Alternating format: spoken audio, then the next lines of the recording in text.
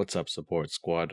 Idol here. A lot of people have been asking about my launch plans for NA, so today I'm going to share everything with more detail than you probably ever wanted. Make sure you keep watching to the end. Let's go. First things first, disclaimer, these are my launch plans. I hope they can help you to decide what you want to do, but in the end, you are the one that needs to decide what you want to do. If you want to play a game a certain way, don't ask, just do it. Let me start off by saying what I plan to do in NA.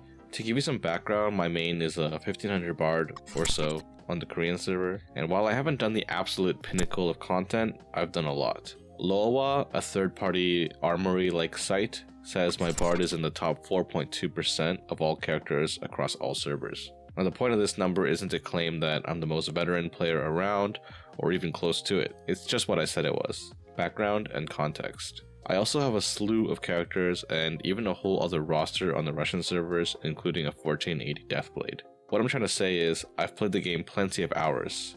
I've leveled tons of characters, done all the side stuff, done collectibles, and on 2 servers to boot. I know very clearly what I want to do while you may not, and that's okay. That's why my main goal in NA will be to push as far as I can as fast as I can.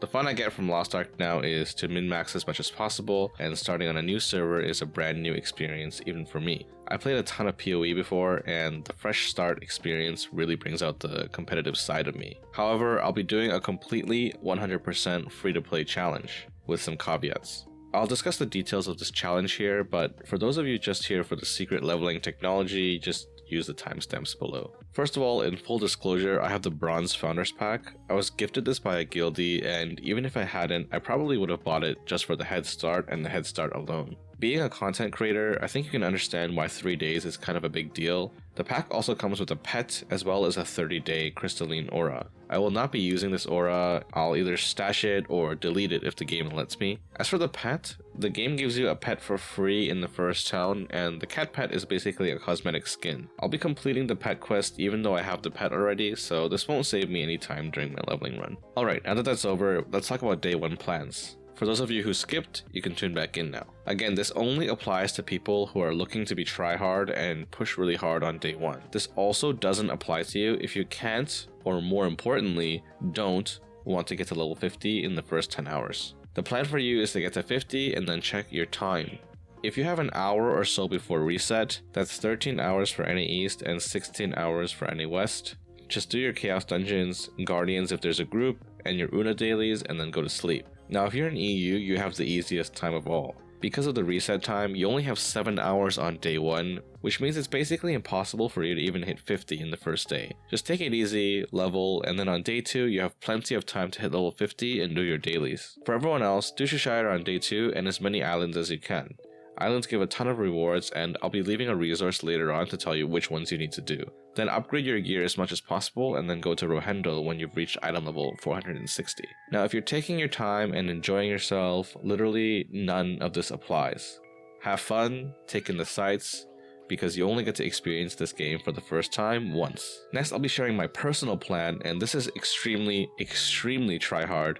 So if you don't think you can hit 50 within the first 9 to 10 hours, skip to the end for some important stuff and useful resources. First things first, I plan to hit 50, which is pretty obvious. I'll be leveling a bard and skipping every single side quest I can until I get to 50. Again, enjoyment and completion aside, this is objectively the fastest way to level 50. I timed myself recently, and it took about 9 hours and 35 minutes for me to hit 50 on my bard.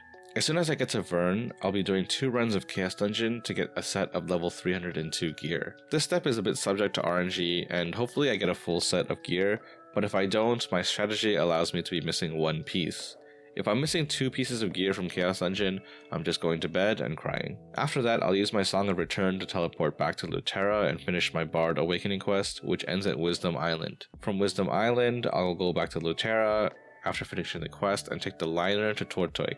Next, I'll just be stopping through various islands, doing the quest for the materials, and also doing my Una tasks. The first stop is Totosilver, then Panda, then Golden Wave, then I'll be heading over to Shadow Island. A note here about Shadow Island: the final boss on this island is extremely difficult to kill solo as a bard, but I have a group of other guildies who are doing the same pathing, so we'll group up here and kill the boss for efficiency. Like I said, this strategy does not apply to most people, but I figured I would share what I'm doing for those of you who've been asking. With all of these materials, I'll have enough to upgrade my gear. We'll then group up and kill the first two guardians, Urinil and Lumeris. But I won't collect the souls since I'll be able to collect the souls on a higher item level guardian. The reason you kill the first two and not collect the souls, aka the rewards, is for the first clear chest, which has extra rewards. Then we'll kill Ice Legioros and collect both souls, completing all the dailies before server reset. Now at some point, if Alakir Island spawns, I'll go there and do the daily because it's the fastest way to get 5 to 6 sleep stones.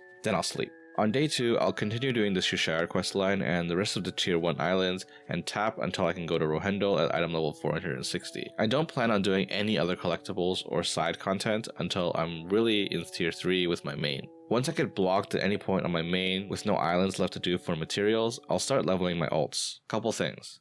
I don't plan on doing knowledge transfer. Since I'm doing the free to play challenge, 600 gold is just too much for me to justify on what is essentially a time saving boost.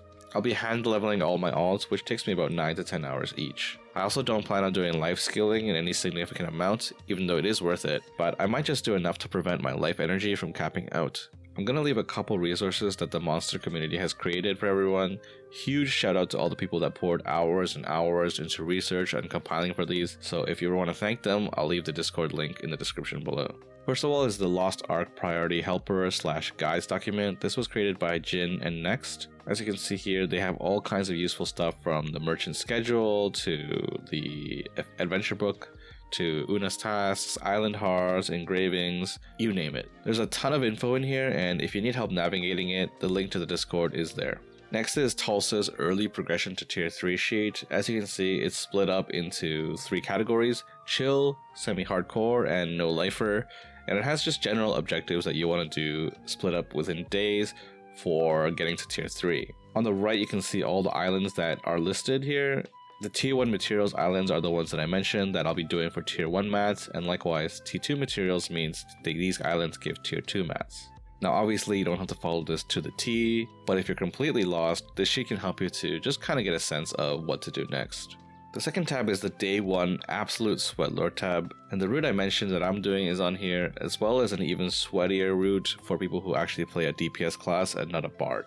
Now like I said, I recommend most people don't do this, but it's there in case you really want to look at it. There's also 2 tabs for engraving setups and affinity, and while this information can be found elsewhere, I just like having it in a sheet because you can quickly sort to see, for example, which NPCs give gold as an affinity reward. That's gonna be it for this one. What do you guys plan to do? Leave me a comment with your launch plans because I'd love to hear them. This has been Ayu, and until next time, bye you.